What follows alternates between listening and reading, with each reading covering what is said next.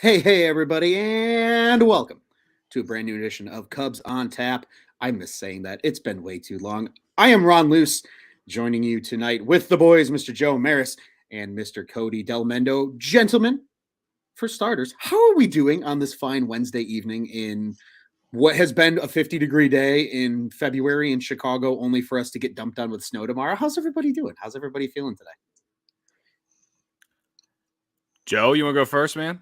Yeah, I was a game time decision. Glad I could make it. Back on the mic. Just a great time. Let's have a day. Yeah, Joe, I heard that we were going to have you as a game time decision. The report was a sore tooth was the report. Tooth we were a little nervous Our there, teeth but we're feeling good about our chances today. We got Joe Maris again coming out of the bullpen. Everything's right in the world. But on a serious note, Cody, how are you, buddy? How's it going? Ron, it's so good to see you, my friend. I'm good overall. I'm sweating out college basketball bets tonight, as usual. Sweating out Illinois at the rack, facing this fake Big Ten school, Rutgers. But I'm happy to be here to talk a little baseball. And, the title of the show is Lockout Day 77. So, I mean, there's thankfully there's good news to talk about. And interesting rumors and stuff. But, we are here. The season seems like it's going to be delayed now officially. So that sucks. But, for me overall, 50-degree day in Chicago in February, I can't complain too much, man. Yeah, I can't complain either. I was pretty happy about it today. I think the only thing that would have made it better if there was no snow on the ground, I would have hit the golf course. But otherwise, it's been good. But yeah, Cody, I mean, to your point, it is Lockout Day 77. I think the only thing that would have made the title better of the show if we were actually talking a Lockout Day 69, but that's neither here nor there. But we do have a lot of exciting things to talk about. And I do want to remind everybody that's with us tonight and listening as a podcast, a little bit of housekeeping. We'll get it out of the way here. Obviously, follow us at Cubbies on Tap on Twitter and Instagram. Cody does a great job with the IG account. And we kind of all manage the Twitter account together, but make sure you follow us there. Joe is at Joe on Tap on Twitter, at Cody on Tap, and I am at Loose on Tap because some jackass had at Ron on Tap on Twitter when I made my name, but make sure you follow all of us. And a little bit of additional housekeeping because fun things are happening. We're approaching March, right? March is a wonderful month of the year. Normally we have baseball starting. Thanks, Rob Manfred. We have the March Madness tournament. A big shout out to the On Tap Bets boys. Cody, I know you do a lot of good work over there for us there. And and we usually have a great holiday. It's called St. Patrick's Day.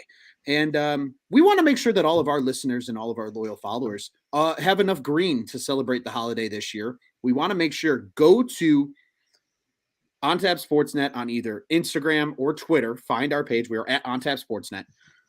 Go to the link. It's also in the comments section. If you are listening, you can go back to the YouTube or Facebook and get the link there to our store. We have the Shamrock collection for On Tap Sportsnet this season. Awesome logo on the front, Shamrock with the 4 Chicago stars through it. And then on the back, it is the On Tap Sportsnet logo with the 4-leaf clover. It looks awesome. Cody, I know you were a big part of that coming to fruition. So I'm good friends with the partner. Hey, I'm friends with a lot of t-shirt people. Like I'm wearing obvious shirts right now, and then I got good friends over at Campus Inc. who are the partners who are our partners in making this shirt. It's very exciting stuff, Ron. Like it is. I am gonna get this crew neck, and then I might inhale 1,000 old styles, like on Clark Street on St. Patrick's Day. Are they going to be green? Probably. We will make them green. I'll take some food coloring if I have to, but I have no doubt that they'll be green. If you don't know, like St. Patrick's Day is a national holiday, not only actually, but like times 1,000 in Chicago. There's like no bigger holiday in Chicago, in my personal opinion. No better like drinking weekend in Chicago outside of just every Friday at 1:20 at Wrigley Field between the months of May and like August. But like if we're talking about actual national holidays, St. Patrick's Day is the holiday of the year in Chicago, in my opinion. I only wish it was a little bit warmer, but there's nothing like the Green River. There's nothing like just seeing all the green all the green beer, and just, I don't know. I feel like the entire city just forgets that it's cold. Absolutely. And you go out and you just responsibly inhale 1,000 beers, and you can do it in this shirt or sweatshirt, crew neck, hoodie, whatever you want to call it. It's awesome. Go buy it. I hope this has convinced you if you were on the ledge. Yeah, absolutely. And like you said, Cody, it is a little chilly, right? So if you're one of the people that are just immune to the cold, I know plenty of those people. We have short sleeve t-shirts, we have long sleeve t-shirts. Or if you're like me, who lost a little bit of weight, I don't have the old warmth like I used to. We got the beautiful crew neck, or you got the old classic hoodie. Who doesn't love a good hoodie? I know I'll be copping the hoodie, and I will parade it around on what'll inevitably probably be 3 weekends of St. Patty's Day celebrations, because we out in the south suburbs, we have Flan, which is a great time. It's like the 5th and 6th usually of March. And then we have the Southside Irish Parade, which is back for the first time in 2 years. That's on March 13th. Then you actually have St. Patrick's Day in the middle of that week. And then you have the other weekend following it that if you just want to be a degenerate and blame St. Patrick's Day, you can be. So 3 weekends of drinking. I will be parading around in all of my on tap stuff, and we hope you will be too. As our exciting Shamrock collection. We want to remind everybody, mobile betting sign up is coming back in the state of Illinois. So we do want to remind you that we are affiliated with Bet Rivers Casino up in Des Plaines. You can go ahead and when you sign up for the Bet Rivers Sportsbook, you can go ahead and use promo code ONTAP, all one word, all uppercase. You get the drill. On March 5th. On March 5th, yes, not before then. On March 5th, once it becomes legal. It's coming up. Don't you worry. If you're on social media, you will see it everywhere. We promise you that. But make sure you use OnTap and deposit match up to $250 when you use our code. So do that. It's highly worth it. I did it, and I was greatly appreciative of the free money from our friends over at Bet Rivers. So you can be too. All right, now housekeeping's out of the way. 7 minutes in, and we haven't even really talked anything yet. Hey, that's okay. We're excited. St. Patrick's Day is around the corner. We have to get excited about something because, like you said, we don't have baseball right now, and I think a good place for us to start is the MLB versus MLPA discussions, because rumors have been that neither side is close. They've agreed on a universal DH, and we'll dive into that topic here in a minute. And they've also agreed on no draft pick compensation for free agents, which I think is huge because I think there's been so many years where teams hold out on free agents. Look at Craig Kimbrell, for example. That was a perfect example of it. He held out long enough to then become non-draft pick comp to sign. And it screwed him. He had a terrible 2019 season? He was terrible. He was atrocious. He was absolutely awful. So it's going to benefit more free agents, I think, in the long run, too. So that's all we know. That's the only two things they've agreed upon. Other than that, I don't even think they've agreed upon what snacks in the vending machines they should have in the clubhouse yet. Like, they are that far apart on discussions. So keeping it general, and then we'll dive into these two little subtopics here. And they're supposed to meet on tomorrow is the report, and Thursday for anybody listening to this as a podcast and not live with us here on Wednesday night. So, gentlemen, I will turn the floor to you guys. What the hell do you think about all this garbage between the MLB and the MLBPA? It's bleak. It's very bleak. Yeah. I mean, and it's then all on top inevitable. of it, like that, and then on top of the fact that the rumor that came out a couple days ago about how they're trying to remove more stuff from the minor leagues too. Mm-hmm. Like that's like, I feel like that's a bigger problem that no one really talks about. The casual fan could care less, but the diehards definitely care, no doubt. Sucks, man. Like, I just don't understand. Like, there's not even like any sort of compromise. Like, I tried to take Rob Manfred's like words in that random press conference he had last week to like with a grain of salt, just to like have something to believe in. But like, that dude literally just went up to a podium and just said something to try to stop a storm. Mm-hmm. So like after that though, like it's like, all right, well, the next time he does this, no one's going to believe anything he says. And I get it. He works for the owners in a sense, but like, fuck, man, like this is just bad. It's bad for the game. It's bad for everything.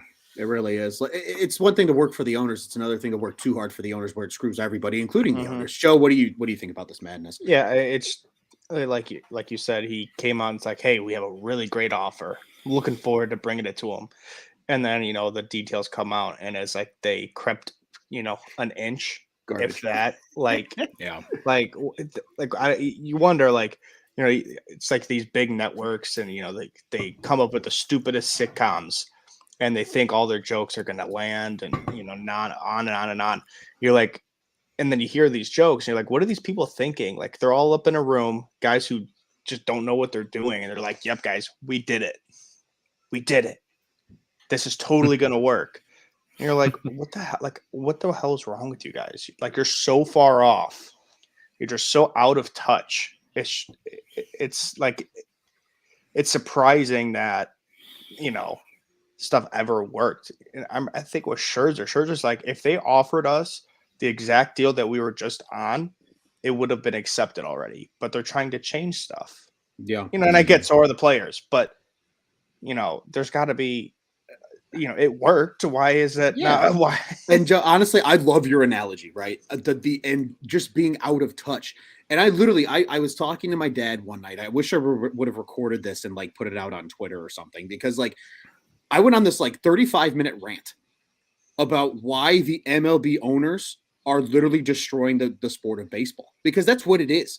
They're trying to change so much. And here's the crazy thing, right? And this is at least how I feel from an owner's perspective, because I went to school. I like to think I'm kind of a smart guy when it comes to business. I have an accounting degree. I actually have a master's in accounting as well.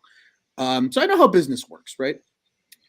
Based on what these bros are doing, they don't know how business works. Like, they are literally supposed to be these moguls that, we own a team because we made so much money because we're great businessmen, yet they don't know how to conduct business. Like, you can't just take and expect there to be something, because sure, yeah, the owners might sit here and be like, oh yeah, we're not going to have a season and blah, blah, blah, blah, blah. You know who that hurts? The owners. Because guess what? If baseball goes dead, you lose everything. It doesn't fucking matter then at that point. And well, there's the explicit button. Sorry about that. But like, don't apologize. It doesn't fucking matter. And I think that's what drives me nuts. And I'm glad you guys feel the same way, because like, you're trying to take away shit from the minor league system when literally they're paid arguably less than a fucking somebody that makes minimum wage. Like, they don't make dick. And literally, I forgot who it was. I wish I could give them credit. I need to start bookmarking all these damn tweets. But like, somebody's literally did the math and said the payout for every MLB team to pay their players for one season in the minor leagues, the whole minor leagues, is like $2 million. David Bodie made half of that last season. You're going to sit here and fucking tell me you can't pay them a little more and like make it worth their while? Like, how, and then this leads to a whole nother topic. I'm not going to try and get too far off track here, but like, this is why I think I get so mad and upset where like people just don't like, they don't understand, right? Because they're like, oh, these guys make so much money. It's like, yeah, they negotiate these deals because for their entire MLB pro existence, they made dog shit. You made more flipping hamburgers at McDonald's than they did playing baseball. So yeah, of course, if they can chase the bread, wouldn't you? Don't you leave your job for a better job? They leave their old contract for a better contract. That's just how it fucking works. Like, well, and then the league should want these minor league players to like, they like, how many guys have had, I don't want to say lifetime careers in the minor leagues, but like have been in the minors for, I don't know, 6, 7 years. Like Wilson Contreras, for example, he was in the minors forever. It felt like, I mean, he was a lot younger, obviously, and maybe it's not, I don't know if it is even a great example, but he wasn't even looked at as like a top tier prospect until like a year or two before he got called up. And he spent all that time in the Cubs system. And I mean, I'll be real, I didn't really know who he was until, after 2015. So you talk about paying minor leaguers this small amount of money, and some of them just retire because they can't afford to just keep trying to live their dream. And I'm sure the large majority of them really probably aren't major league players, but who knows? Who knows if there's any out there that have ever like, just decided to quit because they got tired of trying to make ends meet and stuff like that. I mean, David Bodie almost did that. Maybe he's the best example, because at least for Cubs, because shit, he was almost retired. Then he's going to be remembered for one of the greatest walk-off hits ever. Not only in Cubs history, but maybe even baseball history. I know his regular season, but like he is literally going to be remembered for that forever. And he's not a bad utility player either. So like it's things like that make me think like this is fucked up, because how many people have just quit because they just can't do it anymore, Yeah. So absolutely. And Patrick Wisdom's another good example. Yeah, I was Scott from Iowa, he's just mentioned that in the comments. If you want to read there. that. And I'll read Scott's real quick. He said, how close for Patrick Wisdom to stop playing if he didn't get his shot this past season? I agree. I mean, he's almost 30, right? Like he's an older guy. He was a first round pick, like, sure, but still, that, yeah. Like, and then look at like what Brad said here in the comments. Like, it sucks for all the small business and ballpark employees too that get hurt. Absolutely, yep. Because like that's the thing I think that MLB loses touch of is these minor league cities thrive off their ballparks and their teams. Oh, yeah. Like it's the local businesses there that sponsor with them, that give business because they have a relationship with the ball club. Like look at the South Bend Cubs. Look at that beautiful ballpark that they have. Look at all the people they draw because it's something to do in the summertime in South Bend, and it's connected to the city. Like that's what people love. That's what people want to be a part of. And the longer it's the same thing. I lived in Peoria. Now I know the Cubs used to be affiliated. Right? The Cubs used to be affiliated with the Chiefs, but now they're a Cardinals affiliate. Let's not talk about that. But yeah, when I lived in Peoria, the Chiefs are, people love going to games. People like, there's nothing like going to Dozier Park on a Thursday for dollar beers. Like it was a tale as old as time. If you lived in Peoria like I did, you know what I mean? Mm-hmm. Like that's revenue that the team and all of that is not getting because of this type of stuff. So, I'm not saying they deserve to make millions and millions and millions of dollars, but they definitely deserve to make more, man. Like there's got to be something better than what they're currently getting. And as much as it sucks for me as a fan, like I don't blame them if this lockout goes all summer. Like I really don't blame them. It'll suck and I'll be sad and it'll be like, of course, like I finally moved to Chicago and my first full year living here I'd spent with no actual baseball. But like I would, for if I'm looking at it from a player's perspective and as just as a good person, I'm all for like the players doing whatever it takes to get whatever they deserve, or at least something. And it just feels like the owners don't want to do anything. They don't want to budget at all. Sacrifice 1 year for 20, Yeah. Which would suck. Yeah. Which would suck. And it's something you'll never get back, but right. I think I mentioned this last time we were on, Cody. It's just like I don't understand like why you're like it's professional leagues in general. You're always waiting until the deadline. Then let's start discussing. You're like, what's going on? And it's I honestly thought that maybe that they would figure this out with the whatever they were going to do on Saturday with the Super Bowl on Sunday. Because like how it goes after the Super Bowl, everyone's like, all right, baseball's right around the corner. How many tweets I've seen this week of like, oh, pitchers and catchers are supposed to report today. Mm-hmm. It's like, this sucks. The only thing I can spin zone it to be happy about is like Yadier Molina's freaking retirement tour keeps getting pushed back. Like, that was cool. Tweet, by the that way. is a good one. That's literally the only good thing about it, man. And I completely agree. And Joe, I want to bring to light a quick point that you have, because then I do want us to talk a little bit about the universal DH, because this is actually a fun discussion for us as Cubs fans, instead of us sitting here and bitching how much we hate Manfred. And an interesting thought. But I want to pose this to the listeners and to you guys. Just think about it. Do you think some of the owners are actually against Manfred, but don't want to say anything?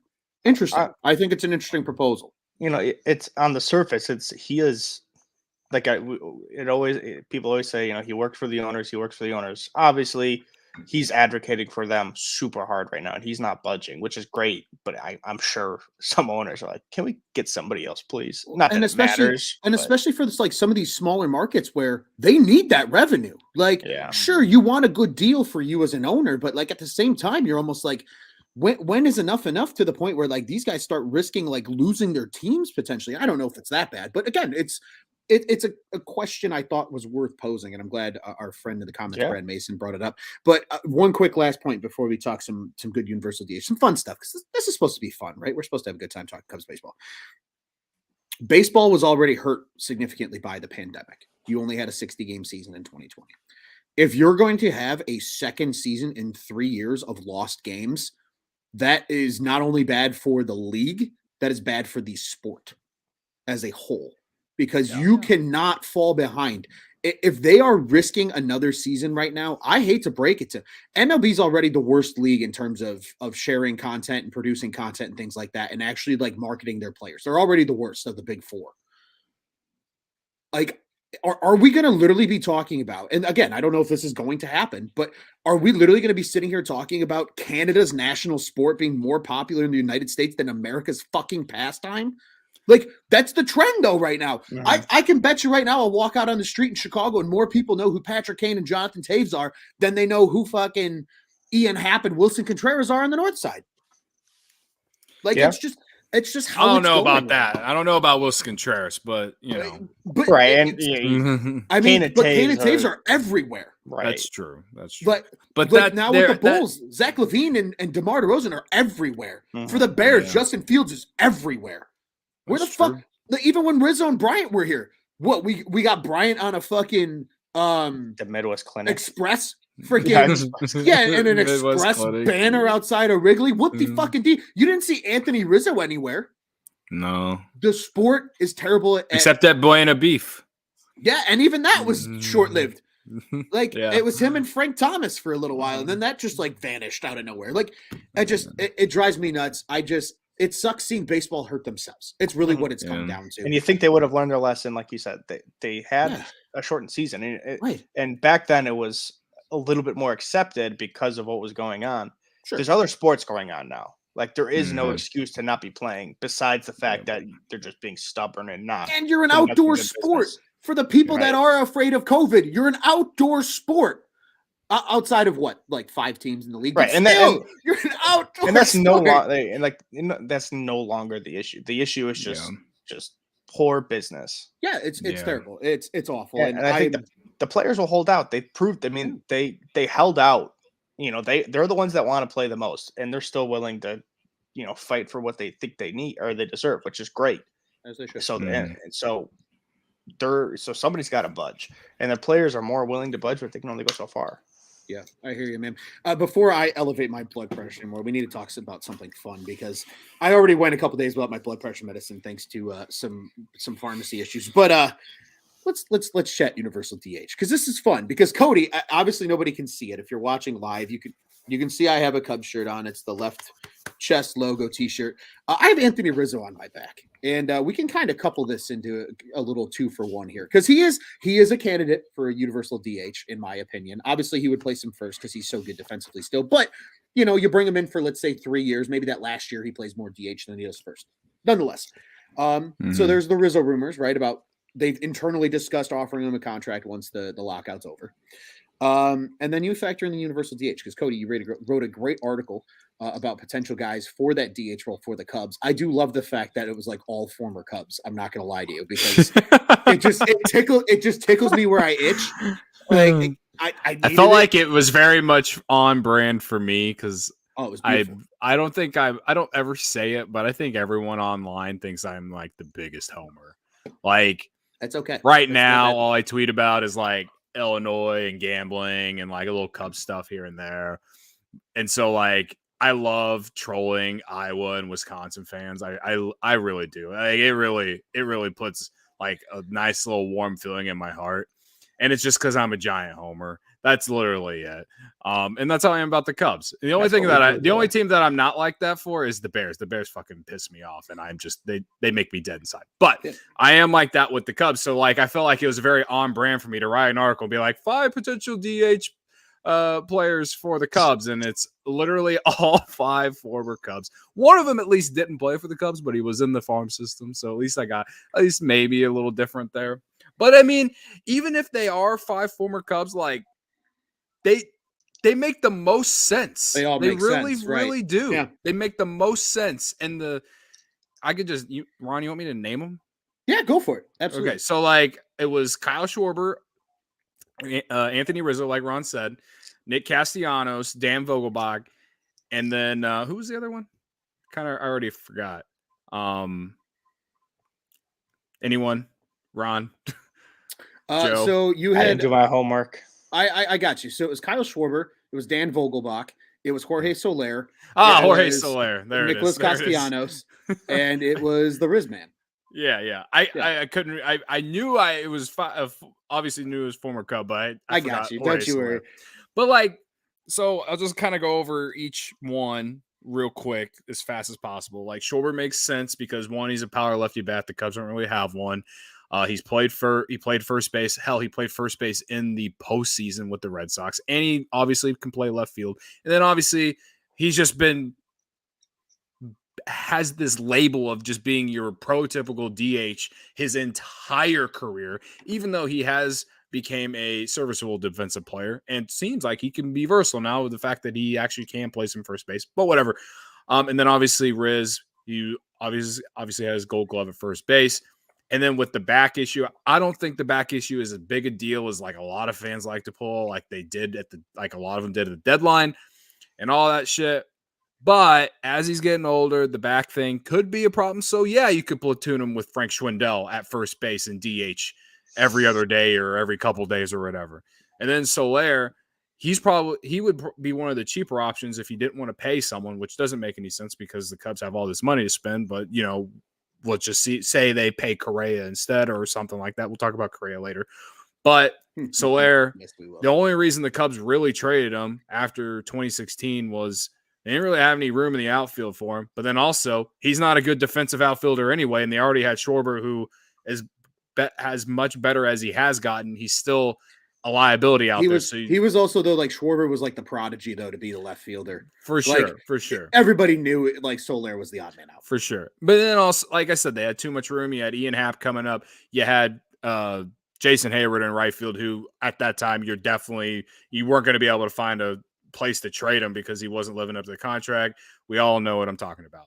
So, but you could bring him back now to literally just be the DH. And again, even though he's the World Series MVP, he quite literally like had a negative WAR last year.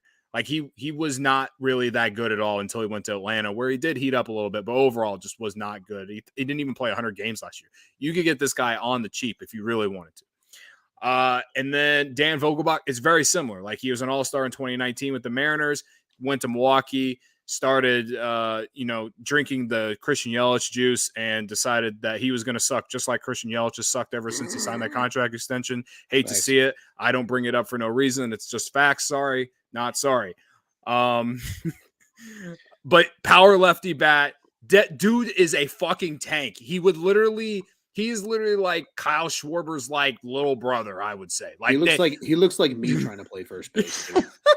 That dude is a fucking brick shithouse. Yeah, just when he hits unreal. it goes far. But yeah, he's coming off a really bad year too. Hit ball go far. Yeah, hit ball go far. Yes, more Bam Bam than Kyle Schwarber. But yeah, for sure. But how we've seen random guys come to the Cubs. Frank Schwindel is great example, and they magically turn their career around, or they finally get an opportunity to play and that they excel. That's more of Frank Schwindel, Patrick Wisdom type stuff. But Vogelbach has been given the opportunities. He just hasn't played. He just hasn't played like he did in 2019. Again, another cheap way they could go if they wanted to. They would have to spend somewhere else for me to, I guess, justify it. And then my guy Ron's favorite guy, Nick Castellanos. I think this one's more of a pipe dream, but we have talked about how his defense is a liability, and with Hayward, we still have him for another year or two or something like that. I think it's 2. With the DH, it literally just opens up a spot where you can platoon him, Clint Frazier, and Hayward, in right field every couple days or something like that if you really wanted to. The reason I think it's a pipe dream is because I just don't think Castellanos is going to want to be the DH, and I don't think he's going to want to platoon with 2 other guys in that spot. So But if the Cubs really wanted him, then with the DH now open, it gives them even more reason to go do it. Now, obviously, Rizzo's the only one that there's been any kind of rumor of the organization being interested in, as we heard internal discussions by a short man, Bruce Levine. He's literally shorter than my girlfriend. That's saying something. I'm not being a shortest, but it's just facts. But it was from the top rope, Cody. Just whoom. You might have been able to come from the middle rope. He's so short, huh? I only say it because, like, I take everything he says with a grain of salt. Yeah, that's fair. That is totally he gets fair. me up so much. He gets me up so much. He gets you up for the letdown. He gets you up, and like he gets me up so much. Like our friend with his rumors, and like our friend Johnny Nani always says, never get up for the letdown. Never get up for the letdown. And Bruce Levine always gets us up for the letdown. He does. Joe, I want to know your opinion. Yeah. And then I want to know your opinion as well, Cody. So of those 5 names listed, one I do want to throw in here because I just think this is just very, very quickly. Our friend Tyler in the comments here says, what about a guy like Brad Miller on a cheap deal? Mashes lefties. He's always hit well at Wrigley. He said, don't remind him about the 3-bomb game he had against us this year. He did have a 3-bomb game. Yes, he did. Is he a Cardinal? No, he was on the Phillies. Phillies. Ah, yeah. Phillies. Yeah. He was with the Phillies. Yeah. I knew it was a red jersey. He was on the Cardinals, though. And he's a lefty, though, which is something the Cubs admittedly don't really have a lot of. And he can hit. It's an interesting thought. But I want to hear from both of you. I have my answer, and I have a little bit of a tangent attached to it of who you would want of those 5 names as like a DH. I think the one that is the most realistic is Rizzo. Just because it's a seamless fit, obviously, and of those guys that were dealt at the trade deadline, he's the one that you're just like, all right, he's a Cub till he dies. You forget that he ever wore, the Yankees pinstripes, and he just put it behind you, and he retires a Cub. But I still think that's a big possibility. Like we mentioned, the Cubs they say that there's been internal discussions about offering him a contract right away. Cool. But he's still going to play a lot of first base. It's not I think you're going to see that just with the DH and the NL, a lot of teams they're not going to transition straight to having a permanent DH or even probably 2 guys. You're going to see them use it. It's just going to be random shit. Like we're going to see so many different players in that DH role just because you think the Cubs have so many outfielders right now that you have to play them. Like Ian Happ, Ortega, both hit righties extremely well. Well, what happens if the Cubs have another? What happens if Clint Frazier's just red hot? What happens if another outfielder's red hot? What happens if a lefty comes to town and it's Michael Hermosillo with a DH spot? Exactly. Like you're gonna for Cody. Thank you. And then appreciate that. Everyone knows I love that guy. And then you're gonna see. It's going to be used for Contreras. It's going to be used for Yan Gomes if he's playing well. Like it's going to be just an absolute just revolving door of whoever's hitting well and just matchups. So I don't think they're like Soler. He's a DH. Let him stay. Let him go to the AL. Vogelbach and was there another lefty? Who's the other lefty? Schwarber, yeah, Schwarber would fit nice because he could still play the out. But like Vogelbach, he had he hasn't really been great. I know you said he's been worse than Soler. I will say he was an all-star in 2019, but you also have to take being an all-star with a grain of salt because every single team needs to have an all-star still. And he was he hit 30 home runs, had like a 780 OPS. Or something. Right. So it's like you're not saying like 14-time all-star. We have a 1-time all-star. He is justifying trading for Mike Montgomery. He has justified it well. I remember a lot of people were upset about that trade in 2016. So Brian LaHare was an all-star. Let's just get that out there. Cubs legend, baby. Don't disrespect Brian LaHare. No, I'm just kidding. I for those days, I was down for a guy like Brian LaHare. Like he's in the same category as like a Reed Johnson. Like he might have played on the terrible Cubs teams, but at least as a Cubs fan, he was like just one of those dudes you loved for absolutely no reason. So I don't think like the Cubs aren't. I don't think they're going to, especially because they're pretty packed position player wise. Especially in the outfield. So Brad Miller does make sense because utility infield man, and he can definitely fit into that DH role. I think I like what Joe's saying.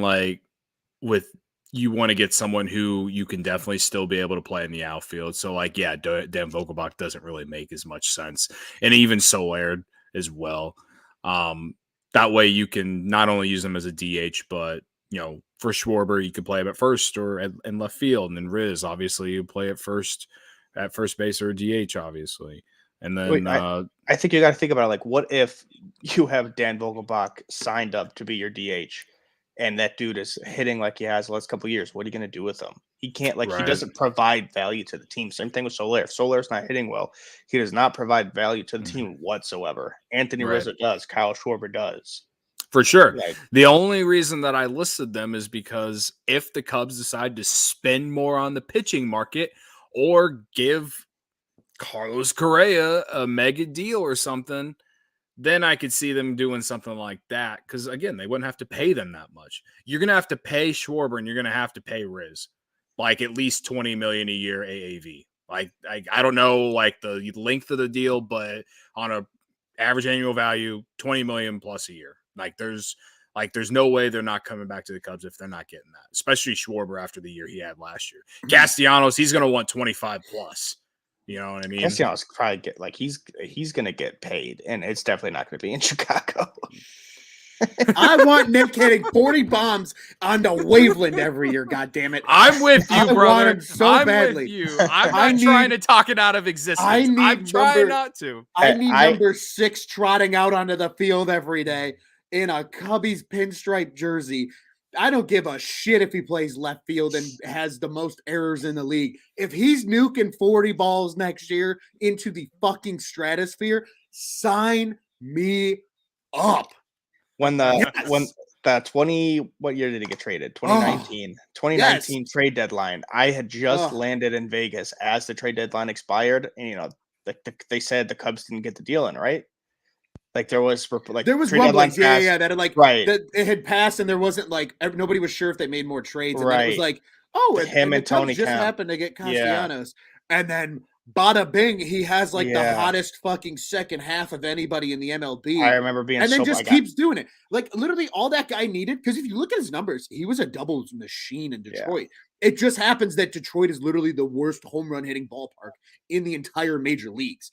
So, you got him out of there. You put him in Wrigley, where for all but maybe April and part of May, the wind is usually blowing out. All he's got to do is nuke one into the stratosphere, and it's at least getting in the basket. Come on now. Oh, I'm telling you, I know it's the least likely to happen, but I Cody knows it. You know it as well, Joe. I've shared it within our discussion chats. I still need to go on a celebratory bender for Stroman becoming a Cub. If you give me 2 of my favorite players in the league on the Cubs going into 2022, Cody, I might be living at your house for a week, because I'm just going to be in Wrigleyville every day, just getting after it. It's celebration. This is your bed right here, Rob. Beautiful. Right there. It looks fantastic. It looks super cozy. And the best part is if I need a trash can next to me, it could be right by my face. That's a bad audio, great visual if you're watching live. As a matter of fact, yes, I am Alap. I know our friend Alap here joining the comments late. I am getting very hyped about Castellanos. I love Nick. And literally the best thing that happened for Nick Castellanos was just getting out of Detroit, because then he gained this national respect that I think anybody that wasn't a player, because you hear players in the league all the time talk about how sick he was, but outside of Detroit, nobody could appreciate him. He got to the Cubs, and nationally he became appreciated. And I'll tell you what, doggone son of a bitch, he was appreciated by me. I got his jersey sitting upstairs right now, and I still wear it. I don't give a shit. I don't give a shit that he played for the team for 60 games. I really don't. He was my favorite. I was so sad to see him go. I was literally at work that day. I just stopped working for the whole day. I couldn't do it. I love Tyler's comment. Says Nick's interview about opening day being every day should be played in every clubhouse during spring training. So tell me why he's got a Gronkowski feel to him. He does, it's a witty Gronkowski feel. Because Gronk, I think, does it to sound just more like a big doofus. I don't think he's a big doofus, but he gives that vibe off. Where Nick doofus. Does it. It's the best word I come up. But Nick does it in this witty, sarcastic way that I absolutely love. Because like, did you see the look he gave during that press conference? Like, he's looking at the guy like the straightest face, but like, he's kind of being funny. He's like, well, why isn't it opening day? And the guy's like, you could hear the reporter like smiling on the behind. He's like, because it's not. And he's like, prove to me it's not. He sounded like it's legal in the state of Illinois. I can talk about it now. He sounds like every stoner after they just rip a hit off a blunt. Like, tell me why we're not the only, we're the only, living creatures in the universe. Well, it hasn't been proven. Well, how do you know that? Like, that's literally what that was. And it was awesome. And I loved every time about it. I will bring my heart rate back down. The last 10 minutes on this podcast have just been an absolute roller coaster. Absolute roller coaster. The same guy that dropped an F-bomb also said doofus. So yes. This is Cubs on Tap. If you're new here, welcome to Cubs on Tap. This is what we do here. Shout out to Tyler, man. He's been crushing it. He's been sending the comments. I think he's a follower of ours over on Instagram too. He's been I think he DM'd me the other day. So thanks for joining, man. And hopefully if Mr. Rob Manfred gets his shit together, we'll have plenty of Cubs on Tap at the ballpark days, and hopefully some of our listeners. Hey, we're not trying to be famous and all that shit. Hey, come crack a beer with us. Let's go bullshit and have fun in the. We sit in left field because right field sucks. Right field sucks. So as long as you're willing to join us in the left field bleachers, let's do it. Let's inhale as many $9.50 beers as you physically can in the span of a 9-inning ball game. Anyway, gentlemen, I think this is a good time to do a little bit of a transition here. We've addressed some of the Rizzo rumors. We've talked MLBPA. Talk DH. We did. Fangraphs are a load of morons. Because, how many big free agents are still out there? And we're going to talk about one here in a little bit because I got a hot take that goes along with that guy. But, yes, a lot. Yes, a lot. See? Hold on. He's just feeding it. Universal DH is here. Castellanos makes too much sense. I love you a lot. Thank you for that. That just, my heart rate's back up after that one. But back to the more big doofuses, all right? More big doofuses. Fangraphs. Why are you making predictions already? It's dumb. Not even every team is done making moves. Sure, there were more moves early in the offseason than there have been in recent years. And I enjoyed that, actually. Mm-hmm. I kind of thought the December 1st deadline was fun because it was like, who's going to sign? Who's not going to sign? Stroh hours before. And of course, I was tied up, so I couldn't celebrate the way I wanted to. But I was like, I almost chucked my phone across the gymnasium when I got that news. I was like, oh, yep, here we go. Woo! Out of excitement, of course, not out of bad things. But I want to get your guys' takes on this because I saw it very briefly and I kind of just can we say what they project the NL Central? Yes, please do. Okay, so I have it up, so that's why I asked. They released this on February 6th, and we shared a photo or a graphic from Talking Baseball, which is part of John Boy Media. Sorry, I didn't credit them. Don't sue us. So the NL Central, they have the Cardinals at 89 and 73, the Brewers in second place at 88 and 74, and then the Reds at 80 and 82 in third, and then the Cubs at 76 and 86, and then the Pirates at 68 and 94. I would say here, I will say this: if the season started today, then yeah, I feel like that makes sense. I feel like that. I don't know if the Cubs are better than the Reds, but what's four games difference? Then you know what I mean. And in that scenario, you know what I mean. If the season started today, especially with the Reds, I mean the Reds are constantly rumored to be like Luis Castillo, Sonny Gray. Where are they going? And send them to the moon, yeah. And Wade Miley has been such a even with all those rumors though, even with all those things though, if the season started today, they would have all those guys.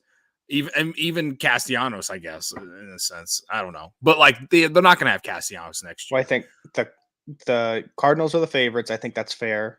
I think the Brewers, just because of their staff, I don't think necessarily they can. I mean, they're a good team. I'm not going to sit here and tell you they're not. But there's nothing you're not looking at the Brewers last year being like, this is a team offensively that can sustain this. It's like they've underperformed, and like their best player or their highest paid player at least has just fallen off a cliff. They did go get Hunter Renfroe though, who in that ballpark is going to nuke like 40 balls next year. Who's the guy? He's going to make up for the production that Yelich should have. Oh, Willie Adames, dude. Willie Adames was really good. See, because so for those that follow Cubs on Tap also know that like my AL team is the Rays. It always has been because I have family down in Tampa. Like Willie Adames was heavily slept on when he was down in Tampa because like he was an important piece on that team. Like he was a hype prospect. He was like they just have so much shortstop depth that nobody talked about, and they talked about Wander Franco and all these other guys, and like Willie Adames went to the Brewers and did exactly what he was thought to do with the Rays and like just showed who like he is. And I was actually really happy for him, although it sucked he was in Milwaukee, but you get it. So sorry, I didn't mean to interrupt, but please. I will say this about the projections for the entire league. The most wins they have for any team is for the Dodgers at 94. So I feel like they are. Yeah, like maybe it is, but I don't know. You look at that Dodgers team, and even though they lost Seager and all this, you know how they are. They are a freaking assembly line of just prospects. I would love to make the joke about in college basketball, but like that too. Yeah, they do have Trey Turner. And they lost Scherzer too. Like they're going to find a way to replace those guys. They always do. They have one of the best systems in baseball.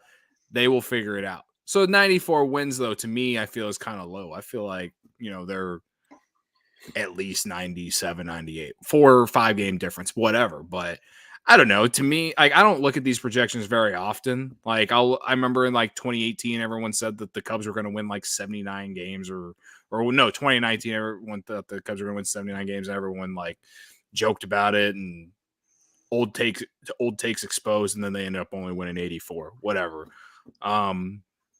But I just don't the whole basis behind why we're talking about this is like it is so fucking early with all these free agents on the market. Like we're just talking about 5 of them, and 3 of those guys are worth $20 million+ a year. You put Kyle Schwarber on one of these teams, you put Kyle Schwarber on the Cubs right now. That's at least, I would say, a 5-game improvement. Minimum 3, yeah. I don't think 5 is ludicrous by any means. Yeah. What do you think? There's Rizzo so much to be around done. The same too. There's still so much to be done that you just don't. Right. And I get. They're looking for content just as much as anybody. But yeah, it was like they put these out and they're like, "We're gonna get dragged for doing this," but hey, clicks, memories. And that's what happened. Thanks. You know what I mean? It's fine. They'll show up on freezing cold takes here in about 8 months. I do like how they have the Giants at 81 and 81 after the huge year they had. But wait, I think this is something we've just quickly talking about the Giants is like they peaked. Yeah. You have a group like that that's just like they got a lot of good rebound seasons too from some older guys. Like they're all. I'm never gonna shut down Evan Longoria because I love that man forever and ever. But like he outperformed what people thought he was going to do. So same thing. Crawford, same thing with Posey. Yeah, Belt's kind of a stud. Exactly. Talks about. But like you said, Joe, you absolutely said it perfectly. Like they peaked. Like you had all your big guns healthy. They all had great offensive seasons. And then you had rebound pitching from a bunch of no-namers. Well, not no-namers, but like guys that again once just exceeded value. And didn't they lose Gossman? Yeah, he's on the Blue Jays now. Right. So you already lost arguably your ace pitcher from last season. I know they've got some other decent guys still, but like they're going to regress. Like it's just I think 81 is fair. No, I agree. And I'm glad you guys share that. I share the feeling. I don't feel like we need to reiterate, or I don't need to reiterate it. At least I've spent enough breath on this microphone to annoy people for this episode. So, however, I don't. Do you guys also have any final thoughts on? No. Get into what I just wanted to talk about how dumb it was. Yeah, well, it is dumb, and I think that's a perfect way to sum it up. Is like it's dumb. I get it. You want to make content, that's great and all, but like, come on, man. It's like that's like the too early, like when they release the Super Bowl predictions for the next season after the Super Bowl ends, like the way too early Super Bowl predictions. Like that's what this is. It's the way too early. Guys haven't even finished signing anywhere predictions. Like these cannot be taken seriously. So I totally agree. Spin zone. Maybe it's not really a spin zone, but like I guess transition, and it's similar, but ESPN put out their top 100 prospects list. And this is coming from ESPN, so you take that for a grain of salt because they don't think baseball is a sport. But they only had one Cubs prospect in their top 100, and it was, of course, Brennan Davis. How do we feel about that? It's fair. I mean, like with prospects, it's such a clusterfuck. It's like I'm not gonna sit here and say like, oh yeah, this guy should be ranked over this guy. I've only heard of the Cubs guys besides the top 10, overall prospects. I only know the other Cubs players. And right. I mean, you can get all hyped about prospects and shit, but I just wanted you to go off, Joe. I wanted you to go off and say how dumb ESPN is. This is what it was. Someone just say that ESPN is dumb. Thank you. You're completely right. They don't think baseball is a sport. They don't. They really don't. If it's not NFL or NBA, they don't give a rat's ass, which is hysterical because they have plenty of baseball on their station as well as hockey now, and like.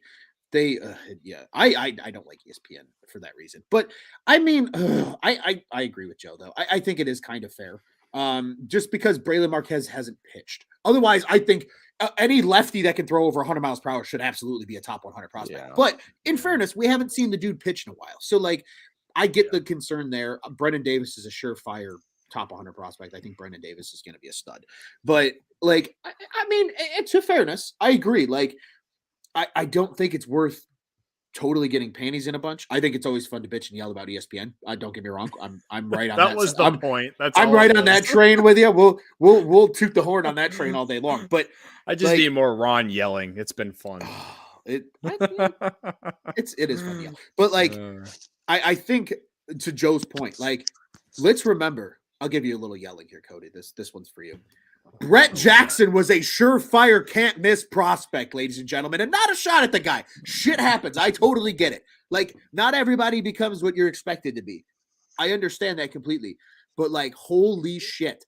Like, I remember the promises of Brett Jackson being the everyday center fielder for the Cubs, and it didn't work.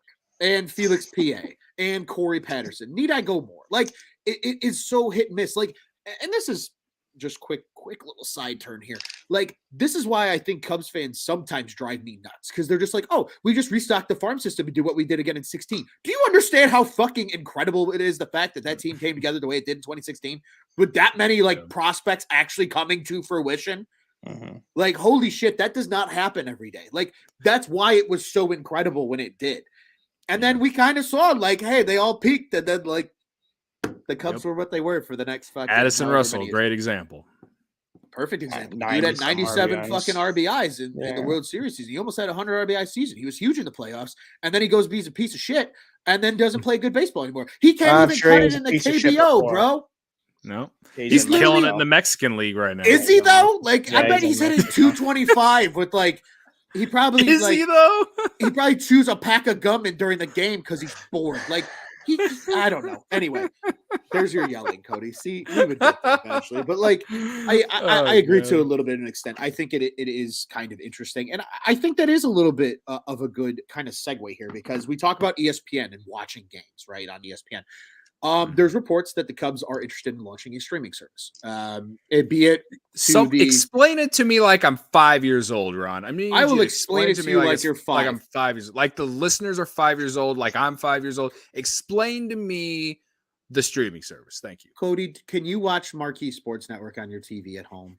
If the answer is no, you can sign up for this streaming service. It'll still be on cable. It'll still be on I mean, they're only carried by Xfinity right now, if we're being completely honest. And granted, that is like 65% of the Chicago market, but they're only on Xfinity. Like, I get them here at my house. We have Xfinity, so like I get Marquee Sports Network. But for those that they're on DirecTV too.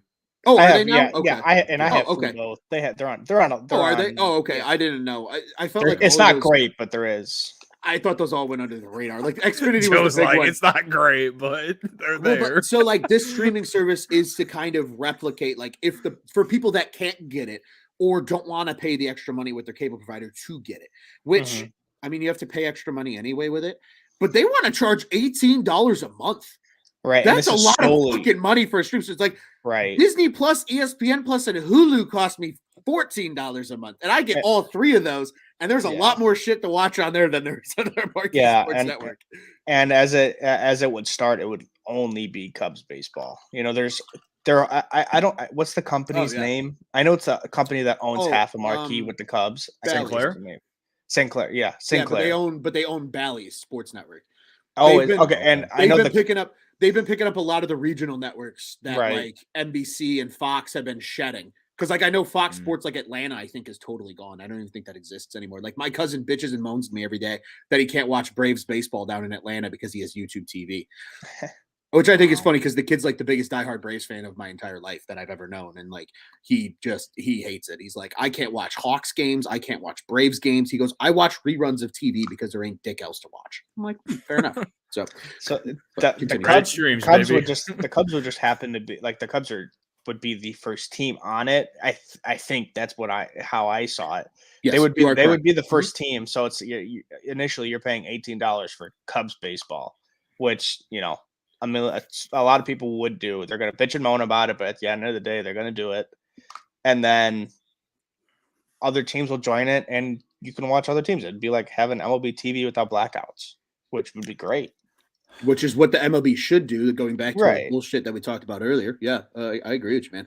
Yeah, like people just want to drag it, at least nationally, because it's Cubs want to do what? Cubs want to do this. And supposedly the rumor is that the MLB has a plan to do this as an MLB thing, and they have an entire streaming service that's for the whole league.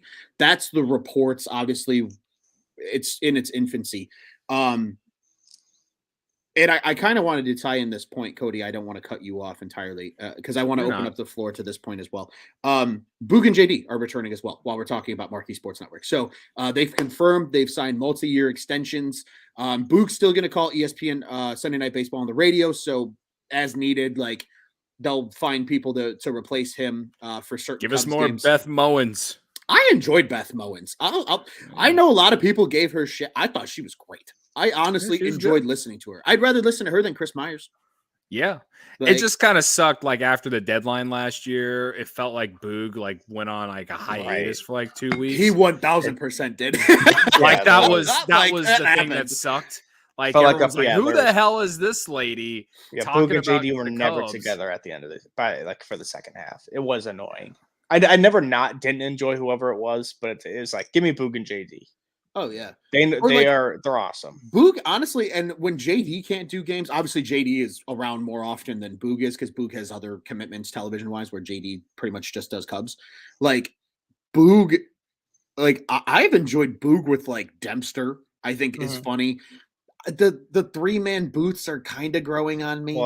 Well, when you it depends who it is, though. It really depends who it is. Mark Grace can't. Horrible. Have Mark Grace. Yeah, no, horrible. They didn't use Mark Grace at all last year. No, well, because he was talking about his ex-girlfriend, and they're like, yeah, we're gonna have to leave. We're gonna have to. It was either Sutcliffe, rip in peace to my mentions, and we haven't even talked about that. It was either Sutcliffe or fucking Dempster. I thought those guys were great. I liked Doug Glanville too. I think that's a guy that didn't get a lot of love. I remember the game. I don't know if you guys recall this, and you see even a lot jumped in the comments here and said Glanville as well. Like, I don't know if you guys remember this game. It was like late in the season. I think it was after the sell-off already. And like Boog and JD were late to the booth because they were waiting on COVID results. And so Doug Glanville by himself was calling like the first inning. And honest to God, for a dude that does not do play-by-play, he did a splendid job taking it over. Like I sat there and actually enjoyed it. I was like, is Doug Glanville calling the game today? Like I was mind boggled because I was like, this is incredible. So I like listened, and then all of a sudden you heard JD's voice. And he's like, hey, and I was like, oh shit, there's JD. And then like they were like, yeah, sorry about that. Like we were waiting on COVID results. Like Boog is still waiting on his. So once he got that he was good, he jumped back in then, and then they ran the 3-man booth. But like Glanville called the top of the first inning by himself. It was awesome. Wow. That happened with the Bulls. Crushed it. That happened with the Bulls recently. Casey Johnson had to step in with, I think it was with Robbie Hummel. Yeah, it was Casey Johnson and Robbie Hummel. That was probably the one Bulls game I missed for some reason. But but see, I respect that when they can, like, guys can just jump in like that because it's hard. Like, especially for play-by-play. Like, color commentary is a little easier because, like, Glanville played the game, so, like, I think he identifies with that color commentating role a lot easier. And it's like, oh yeah, that was great. But, like, he did a nice job calling the game for a guy that's never called a baseball game, or at least that's never called a Cubs game. He might have called minor league game. I don't know what he's done in his broadcasting career, but, like, I wanted to shout that out because so some people might know, if you follow me on Twitter, you know this. I call sporting events for my old university at St. Xavier University. So, like, I probably geek out a little too much over broadcasts and, like, how it's done and who's on and, like, who's good and who's not. Because, like, going back to our topic right now that we're talking about of Boog and JD and, like, the streaming service, like, I think that helps the streaming service because at least you have continuity now going forward. In a time where, like, the Cubs are uncertain in who the new core is going to be of this team. Like, you have certainty in the broadcast booth with these two. And honestly, Boog and JD hit it off very quickly. Like, as soon as they stepped in the booth, like, they were on top of it. They're fun. Like, they have a good time together. And I think you need that because that makes the broadcast more enjoyable, especially for, just admittedly, this is not me trashing baseball, but it's a slower paced game. Like, that's just how baseball is played. So you need guys that can be entertaining on a microphone. And that's a deep drive in the left field by Castellanos. But, like, you need those kind of guys to, like, make it fun. Because when you have douche canoes, like the aforementioned, you know, dickbag in Cincinnati, like, it takes away from the broadcast and, like, watching games. Like, I'll be entirely honest. So, shouts out, Cody, you're on the show all the time. I still haven't made an appearance on it yet. But we have Crosstown on tap. It's our Crosstown show for Cubs Sox Talk. The one thing I will always compliment the White Sox on is Benetti and Stone are incredible together in the booth. Like, if it's like a 1:00 Sox game and the Cubs are on at like 6:40 or something, I will literally just turn the White Sox game on to listen to Benetti and Stone. I don't give a shit what happens. But, like, I will just listen to those two because they are so good together. And, like, sorry, I'm going on a tangent here, but, like, when you have a broadcast duo that is just good together, that's incredibly important for, like, your fan base, for just the team's direction in general. Because, I mean, you know, and like Alop says here in the comments, like, Len Casper vouched for Boog before he left for radio, knew he'd be a good fit, and that's exactly what they said when the extensions were signed. Like, he knew he'd be a good fit, and, like, he has been a good fit.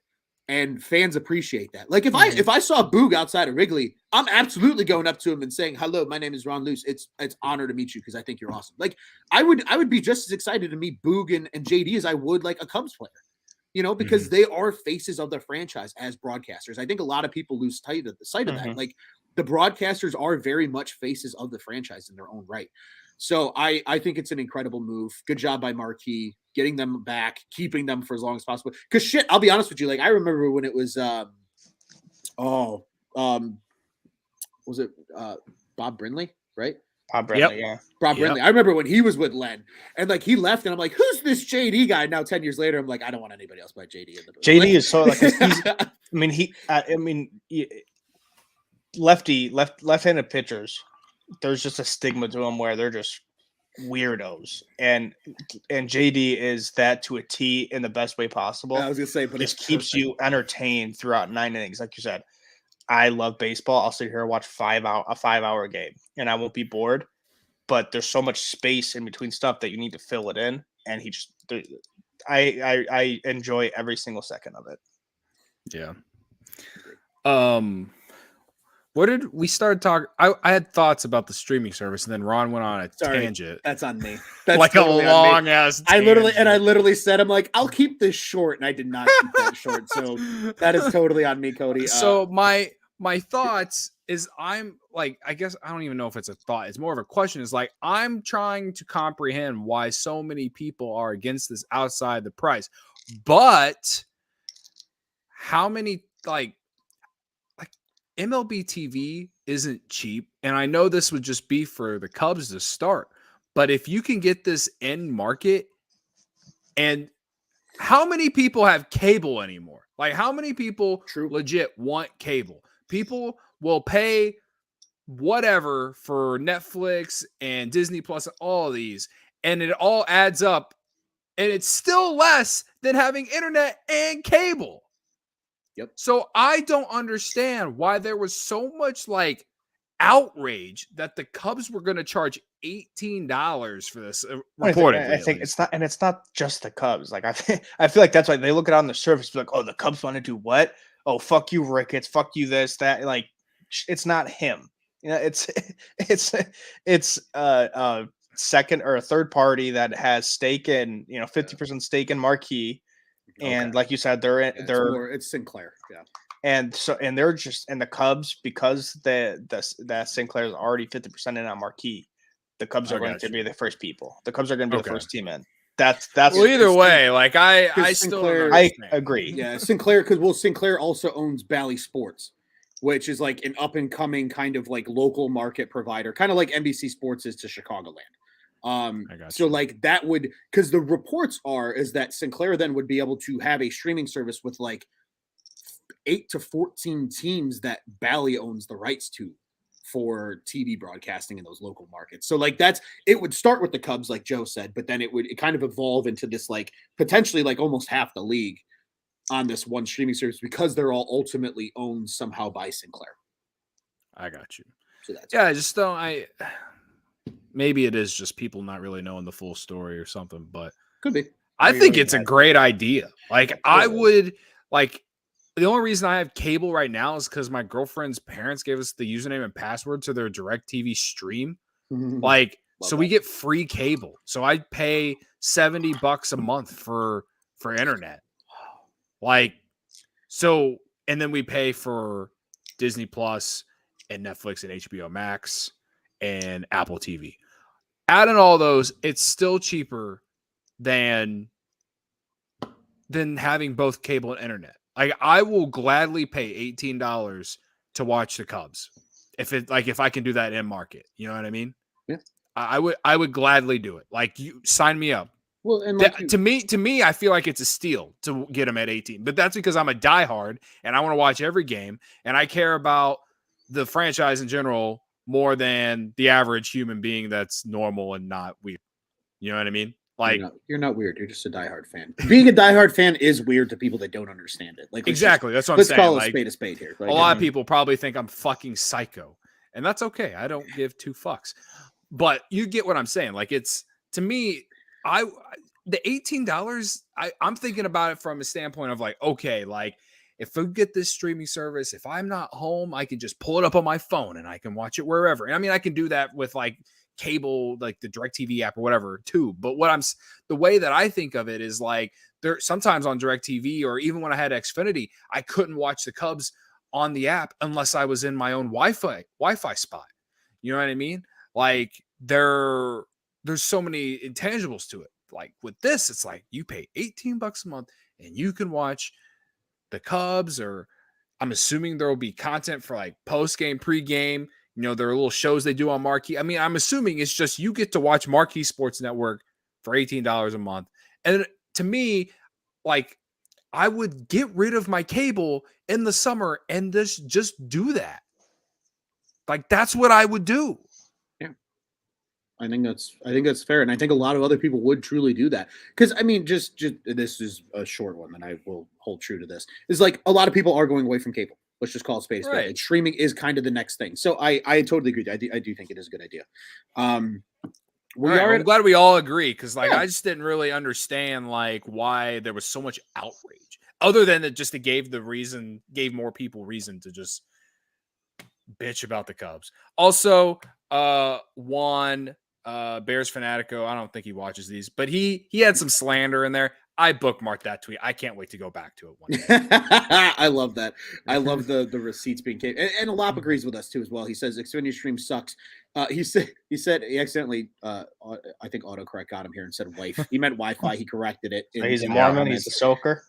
He says I can't watch unless I'm with I'm in my Wi-Fi. You know, Cody is correct. Super frustrating. So I do think it makes a lot of sense. And speaking of making a lot of sense, we are in hour 9. So do we want to table the hot take for the next episode, or do we want to just say fuck it, give the viewers an hour? No, because we're not going to have a show next week unless there's some giant news or anything. Like, I want to talk. I know we're not putting. I feel like I think you've been waiting. I feel like you've been waiting for me to just yell more. I mean, that too. I just miss talking. baseball. And we are a minute 9. We can go an hour and a half, man. I have no problem with that whenever we're not going to put out another show for at least 14 more days, probably. Okay, I respect so that. let's talk about your slander for Carlos Correa. My slander. I don't think the Cubs need to pay him what he's asking. I don't think they should. I don't think they should even consider. I'll call a spade here because I don't think Carlos Correa is as good of a player as he wants to be paid. Because I look at a player like Bryce Harper, who is making the money that Correa is asking for. And of course, you people can sit here and bitch at me. Oh, inflation. The contracts get bigger every offseason, though. Like, I get that. I understand that. But, like, in a market right now, baseball isn't paying guys up and up and up and more. There's a very few guys that have signed, like, earth-shattering contracts recently because these owners are cheap asses. Hence what we're dealing with right now with the freaking lockout. So I cannot justify paying a player for 10 years for starters, when the Cubs have already kind of admitted they don't want to pay guys probably beyond 5 years. Let's call it the truth. Yeah. For $30 million a year to have only played greater than 140 games twice in his career, to have never hit for above 30 home runs. I understand, sure, it's the long ball. He hits for average. That's fucking fine and dandy. But, like, if you are a bona fide, I am the guy, you need to hit the long ball. That's just the MLB today. And you cannot sit here and tell me that his 15 home runs in 110 games in 2018 is with a 239 average. It justifies $30 million a year because it doesn't. And sure, he has a 277 career average, but, like, the guy's never hit for more than twice for over 900 OPS in his career. He did win the Rookie of the Year, and just that doesn't scream a guy to me. Yes, he's young. He's only 27, but, like, I look at Bryce Harper's numbers, a guy that is getting paid that kind of money, and, like, he's had an over 1,000 OPS 3 times in his career.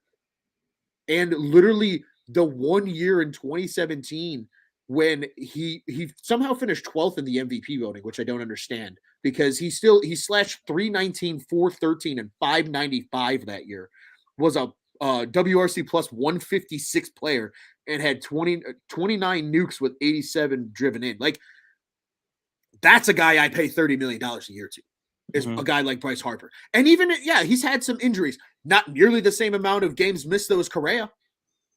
Not nearly the same amount. Harper, in his career, we got numbers here, baby, has outside of the 2020 season, because that doesn't fucking count. It was only a 60-game season. And he played 58 of 60 games that year. He has never played less than 100 games in a season in his career. Carlos Correa has done it outside of the 2020 season twice. I would rather, honest to God, if we're talking short-term power bat, where would we rather spend? I would rather save the money on not signing a guy like Correa. Go get a guy like Trevor Story, and then you can fit another bat in there, maybe a Kyle Schwarber, maybe an Anthony Rizzo. Maybe they just go out, especially if he agrees to a short enough deal, and they say, fuck it, and bring my boy Nick back to the north side. Like, but they have more options. I feel like the Carlos Correa thing hog ties them a little bit. They're doing more to address more holes. And you also block arguably the deepest position in the farm system for 10 years. And sure, he can move to third base. Yeah, that's all fucking fine and dandy. But a 37-year-old Carlos Correa at third base isn't doing me anything. I hate to break it to you. And I don't think he's worth being an everyday DH either at that kind of money. So, like, where does it, like, where, I guess if he said, hey, I will take 27 a year for 5 years, okay, I can respect that. If the Cubs wanted to make that move, because then at least by the time that the Preciados of the world and the Hernandezes of the world and the Ed Howards of the world and some of these stud shortstops that they have in the system are ready. James Triantos is a guy that is being classified as a shortstop. He can probably play all three, second, third, and short. But again, you have 4 guys that can arguably play one position, probably already right about that time. Then I can justify 1 year of Carlos Correa at third base and we keep it moving. But 10 years? Are you shitting me? Absolutely not. It's hard I don't justify it. It's hard to even want to, like, give. Hell, it was hard. Remember 3-4 years, whatever, 2018 off season. Remember Arvish, when people just bickered back and forth about, like, do we give Bryce Harper this giant mega deal? And, like, I remember when the Phillies signed him, and there were people who were like, they're going to regret this, blah, blah, blah. I don't think they regret it because they are, like, he's not the reason they suck. Like the reason they suck is because I really don't know because they the have so much Phillies? talent on the team. Yeah, they have so much talent on the team, but they don't win. Their pitching isn't all the greatest, and their pitching isn't that great. Aaron outside Nola of was Aaron like Nola, a Cy Young candidate, and yeah. you know Zach he had a what bad was year, but like outside Zach of him, Wheeler, they don't have you know, any, for 1 year. well, Again, Wheeler's good. you look at this. You look at the Phillies roster; they should be in the playoffs every year. They should have been in the playoffs every year that Bryce Harper's been there, and they haven't been once. I don't get it. I don't know why. It doesn't make sense to me. I think the biggest issue that I would have with Correa would be just the length of the contract. I'd say for 5 years, pay him whatever the fuck you want. Yeah, I feel like you if things he's willing to take like a higher AAV on short years, like if the Cubs want to pay him $40 million for 5 years, like over a 5 year span, like 40 million like AAV, like I would do it just because, like just like how Ron said. But even at 10 years, like it is hard to justify anyway, because on the back end it's going to be like there's going to be issues, and like albatross. And the Jason Hayward thing is always going to linger. Whatever. When me and Joe talked to Dom, like it's something that you have to like just put behind you. You can't always use that as an excuse not to be all in on top players. So like that is what it is. I on Crosstown on Tap with Tony, back when the offseason was still on, like I did talk about how I kind of liked Story. That way the Cubs could then use more money to go get a Schwarber or a Rizzo or, Stroman at the time, but, you mentioned, you can move Correa to third base. Well, you can also move these other guys who are, you can move them around, but then you also have Horner and you got Madrigal. The Cubs are in this like mode where like they like with the signing of Stroman, it's like, okay, we're going to compete, but they're also in the same aspect trying to figure out who's going to be part of the future at the same time. And that's what sucks about they're not like the season in jeopardy right now, is because like the Cubs just have no idea what their roster is going to look like in 2 years right now. But if you go sign a Correa, at least you got a guy on that infield, no doubt. And again, I'm not saying like when it comes to money and years and stuff, like I understand like wanting to stay away from it. I also can understand why you want to do it. So I think that what I would want from the Cubs is to just, they need to be in on these top players. They got like, if it doesn't work out, if the Yankees swoop in and pay this guy $400 million or something like that, I'll probably be like, all right, like it's cool. Like we can use that money somewhere else. You know what I mean? But if they're not in on like at least the discussion for Carlos Correa, then I feel like there's reason to be pissed off, especially after signing Marcus Stroman. Like Absolutely. They need to be in. And like Trevor's story's nice. And yeah, he hits well at Wrigley and this and that. But he also is coming off kind of a down year too. Well, and Trevor's story, just because he's not as expensive as Carlos Correa doesn't mean he's cheap. That's true. Yeah, you're still gonna have to pay him a lump sum of money, and he's coming off a bad year. Yeah, right. Like so, and that's why the Rockies didn't move him. As dumb as it was that they didn't move him, because they should have moved him. And now, like I really doubt the Rockies are going to keep him. So they're going to get him or they're going to lose him for nothing. Like I think you can obviously you will pay less for Story, but coming off the year he's coming off, it'd be interesting to see what his value is. But we're really not going to know his value until after Correa signs. Fun fact. So, Fun fact: if we're going based off of OPS here, our boy Trevor Story had an 801 OPS compared to Carlos Correa's 850 this year. So, sure, it's 50 points, but like even in a down year, he was still like decent. Right. You know what I mean? And he's not. Again, he is not a bad baseball player, and I would gladly take him. He's just not going to cost you $350 million plus over a 10-year span. I think too, something that people need to consider, because again, and this is very much something that is considered, like players will have better numbers on better teams. That's just natural. Like if you have guys getting on base, like look at Chris Bryant. Chris Bryant's a perfect example of that. Remember the great season he had in 2018? And like he only had like 70 something RBIs because nobody could get on base. or 2017 take where nobody could get on base in front of him. So like, of course he couldn't drive anybody in because half the time on hits he probably could have driven guys in. He was just getting on base. So like a lot of that is taken into consideration too. And like Correa played on a great Astros team. That Astros team has been very good since like 2016. Yeah. Trevor Story's played on some dog shit Rockies teams and still put up really good numbers. And like, and sure, and this year might have been the most dog shit year because there was no Arenado. You know, it was CJ Crone and an aging Charlie Blackmon to help him. Like they didn't really have anything either, and he still put up 75 ribbies and 24 homers. Like he still had an okay year. You know, I agree with you wholeheartedly on the whole. Like they need to at least be at the table. I just don't think they need to go overpay for a guy like Correa. I don't think it's necessary. Again, if they can haggle him down to a 4 or 5 year contract at $30 million, fine. I understand that, but it's more of the idea you don't want to block the future that you just literally went through the most epic sell-off in possibly trade deadline history, like they did at this past deadline. Like you don't go through all of that just to sign a guy to block literally the best position in your farm system. Like that's at least for like the long future. I can understand again if Correa did a Marcus Stroman move and was like, I'll take a 3-year deal and bet on myself and go make more money. Cool. Pay him. Then like to your guys' point, pay him whatever the hell he wants then. Like I'm cool with that. Word is that he doesn't want that. That's the thing. Right. And a lot kind of sums it up perfectly. Like he said he'll take a story of Castellanos over Correa. I like that he's with me. Thank you a lot. Love the idea of Correa months ago. The length of the deal is scary. And that is the big thing here. I'm not so worried about the money. It's the Cubs. You're the most expensive ticket in the major leagues. I hope you could pay guys $30 million a year. I truly do. But like, or at least multiple guys like over 20, you get it. But like the fact that like, I cannot see giving a guy who, sure, he's entering the prime of his career, and those first like 5 years of that contract are going to be really solid.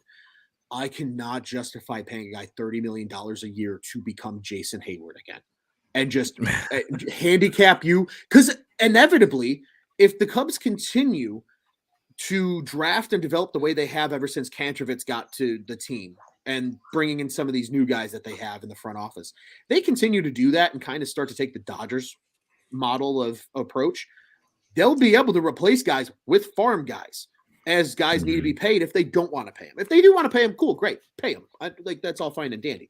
That is the scariest thing to me is the deal because you have no idea what happens to Correa after that 5th year. He's going to be 27. So you figure you got him in his prime, 27, 28, 29, 30, 31, probably 32. So like 6 years of that deal is okay. Those last 4 are a huge question mark because he could either become the next JD Martinez and still be productive and maybe plays a lot of DH, but he's still a productive hitter and you can justify paying him that money.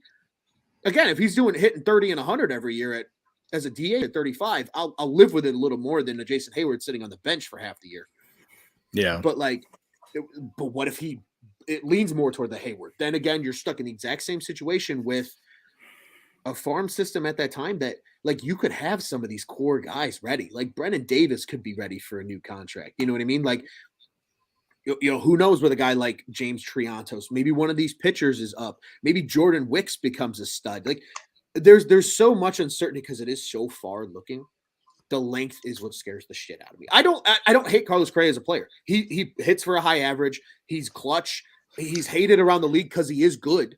Like, don't get that twisted. But like, for where the Cubs are, what he's asking for, and what they are kind of taking as their like kind of approach to this offseason, I just can't justify giving him that contract. That's where I'm at. Yeah.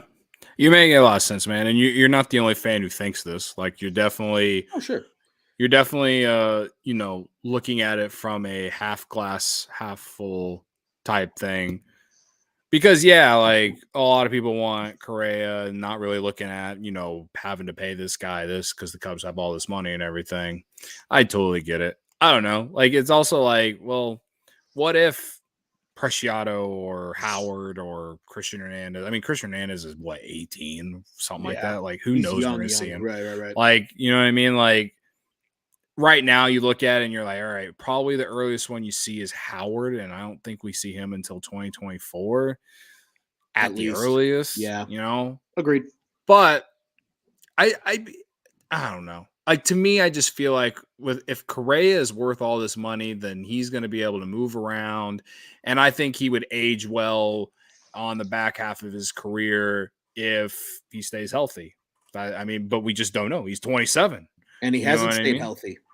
Yeah, that's a bigger concern too, right? Like, again, if he was the pinnacle of consistency and he played 150 games a year, then I'm a little more lenient. I'm like, hey, can we bring that 10 down to maybe like 6? But like, sure, I'm a little more open to the idea. But like, the guy has only played over 140 games twice in his career. Yeah. And he's played 7 seasons. Like, that is a little scary. And even if you take 2020 out of it and 6 seasons, he's only done it twice. So a third of his career, he has only played 140 games or more.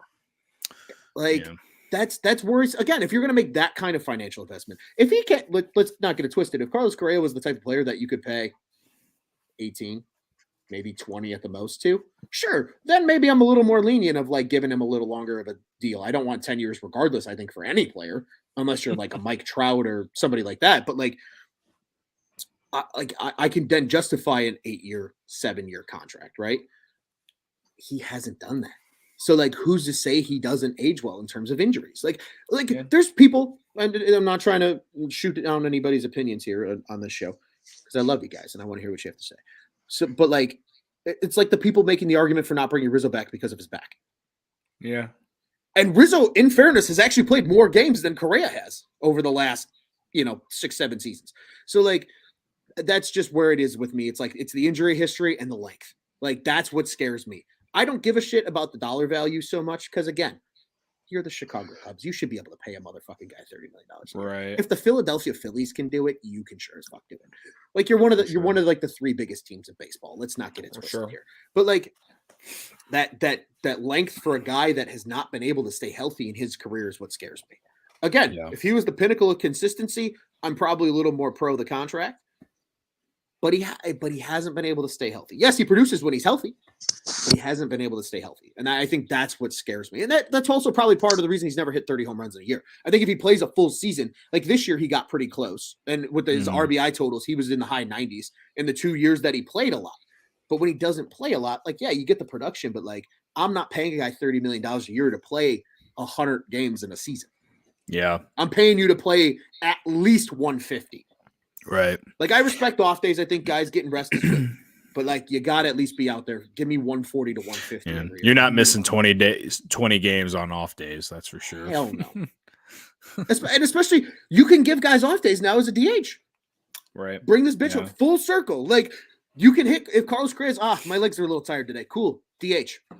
We'll play Horner at short today, or we'll play insert name here at short. Like, I think that's the biggest scare for me, is the lack of being able to stay on the field and the length.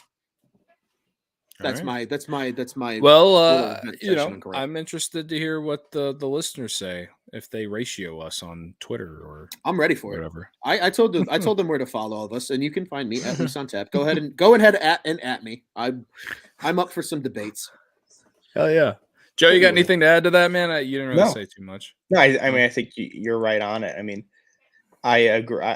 If the Cubs paid 10 years, $300 million, I'm probably not going to be that upset, but it's always going to be in the back of your head. You'll find a way to get up for it. Yes. Of course, easily. Get up for the layup. So I'm not going to be upset if they go out and get a guy, if they go out and get Correa, but it's valid points. And I think it's something every Cubs fan is thinking. But the excitement at the current moment is outweighing it, especially with nothing else to replace, baseball news. Mm-hmm. It's just Correa. So it's easy to forget about that stuff. But I mean, we'll see. I think you mean your guy Marcus Stroman is all about Correa coming to the Cubs. Ron, yeah, it's fair. Again, hey, if it's 5 years or less, I'm for it too. I just don't want to give the guy a 10-year contract. That's what it is. And in total fairness, again, unless you're a Bryce Harper or a Mike Trout in today's MLB, there are probably 3 or 4 other players I would even have a thought of giving a 10-year contract to. That's just way too long. And I get baseball players can play longer because it's a sport that takes less toll on your body. And but they do play a freaking marathon of a season. 162 games is no joke. So it's just, it's so hard for me to justify the length. I don't give a shit so much about the money. You make your money, boo boo. I'm not going to keep you from getting your dollars, but like, you know what? And honestly, you know what I think we're going to start seeing more. Just really quick note here. I think we're going to start seeing more Max Scherzer contracts with the Nationals. Mm-hmm. Annuitized. It's very similar contract. to really similar to the Stroman one for the Cubs. That's why, I said, pay him $40 million a year over like a 3 or 4 year span. Well, you get the and like that's kind of how it is, right? With Scherzer with the Mets right now, right? He's making $40 million a year for what, 2 years or whatever. Like 2 or 3 I'm years, cool with that, but like I also think you might see more of his Nationals contracts if teams can front load it the right way. And what I mean by that is like it's almost the Bobby Bonilla setup. Now, granted, it's not going to be for 35 fucking years like his was, but like you can like literally Scherzer's contract. It was an 8-year contract with the Nats that paid him over 16 years. He's still getting paid by the Nationals. Mm-hmm. And it was able to give him the dollars he wanted, but be able to bring it down on the average annual value so they could build around him and kind of load up, which you saw them do and go win a World Series. Like they did it. So like it worked. I think you might start seeing more of that. Now, granted, I don't know if you're going to see annuitized the same length as the actual contract, like 8 and then another 8, like Scherzer's is, but like you might start seeing more like, hey, we're going to give you a 5-year contract, but we'll pay you over 8 or 9 years. Mm-hmm. And they might front load it. So like your average annual value, maybe on average over the 9 years is like 30 mil, but hey, you're getting paid 35 in the first 4 years. So in the back end, it's more like, you can probably dribble it down in the last like 2 years to like 10 and $15 million a year, which if you're a still competitive team, that shouldn't really affect you that much. Yeah. But again, I know the MLB owners suck and they're stingy and they probably aren't going to do that. And because they're not going to make good business investments. We've clearly seen that. So I just want baseball back. I'm so sick and tired of talking about baseball is something we all need. I need to, like Cody said, I need to wake up on a Friday in like June. There's a 1:20 start. You got your bleacher ticket for the left. Your eyes are marked on that left field spot. Like you're at Murphy's at 10 a.m. You're drinking a Bloody Mary to start your day, and then you just immediately go to some draft beers. You slightly hobble into the ballpark. You get a nice little tan. You down a hot dog. You continue inhaling beers, and then at 4:30, a hot dog. And then when the game is over at 4:30, because it is a Friday, you don't work the next day. Well, some people do, but let's say you don't. It's a bender in Wrigleyville. It's a bender in Wrigleyville till 10 p.m. at minimum. Like it's just there's nothing like it. There really is nothing like it. Like the buzz within Wrigleyville on a Friday morning before a 1:20 game in June is unlike anything. Like I can't describe it to people. You just have to go experience it. Like the fact that bars are open at 9:30 in the morning, and like there's this just like you like breathe it in and you're just like you can hear the organ in the background and like it's just such a fucking vibe. I need it. Yep. I need it bad. Yep. I'm with you, man. You said it perfectly. I got nothing to add to it except that we just need it. Definitely. We need the lockout to end, but need it bad. I feel that, we'll man. Well, gentlemen, we go ahead. Bro. No. I got nothing. You're good. Okay. I was just gonna say we've eclipsed the 90-minute mark. We are at officially 93 minutes now, which is hopefully the number at minimum of games that get played this season. Yeah. But I do want to remind everybody we are Cubs on Tap. Make sure you do know that we are the official Cubs podcast of the On Tap Sportsnet. Go ahead and check us out at On Tap Sportsnet on social media at www.ontapsportsnet.com on the interwebs. You can find all of our great content, all of our Cubs related content, as well as all of your other favorite Chicago sports teams, Bulls, Blackhawks, Bears. Cubs fans, we all have friends that are Sox fans. I have too many of them to count. Bring them over to us as well. Sox on Tap crew does a good job. On Tap Bets, if you're a gambler. We've got college coverage. We've got crosstown if you want to hear good debates between Cubs and Sox fans. I mean, we literally have it all for Chicago sports. So once again, www.ontapsportsnet.com, at ontapsportsnet on social media. We are at Cubbies on Tap on Twitter and Instagram, at Joe on Tap, at Cody on Tap, at Loose on Tap is where you can find us. On Tap Sportsnet. And I'm on Instagram too. You are on Instagram. And so I'm is also Ron. on Instagram, but I am not at Loose on Tap. And so is Joe. Joe is. So you can follow us there too. Different. Yes, they are different. I think I know mine, and I'm not entirely sure if I know mine. But check us all out. Go follow us. Interact with us. We want to talk. Like I said, I'm hoping we see people in the bleachers. Oh, before we forget, because you two will know, I got to meet Baseball Bouge at the Bulls game the other night. Oh yeah, I saw that on Twitter the other night. I just got done getting a beer. This is my final thought. I just got done getting a beer for myself and my buddy we were celebrating his birthday. That's why we were there. Yeah. And all of a sudden I hear Ron, and I'm like, who the hell is this? And I look and I'm like, wait a minute. And he's like, hey man, and he introduced us, and I was like, Boosh, I'm like, what's up, dude? So like we bullshitted for a little bit. It was awesome. So shout out Baseball Boosh. God, I love him. I told him we need to get Jake's him on a great dude. He is a great dude. Jake's an awesome guy. Dude. So we definitely need to get him on as a guest at some point this offseason, since clearly we're gonna have time, since baseball doesn't want to get their shit together. So and then last reminder, obviously with mobile sign up coming, remember Bet Rivers on tap, $250 on top, at least, or up to $250 of whatever you deposit, they're going to match and give you that money. And it's in the comment section here. If you're listening as a podcast, go check us out, YouTube or Facebook, to get that link in the comments for. We'll put the link in.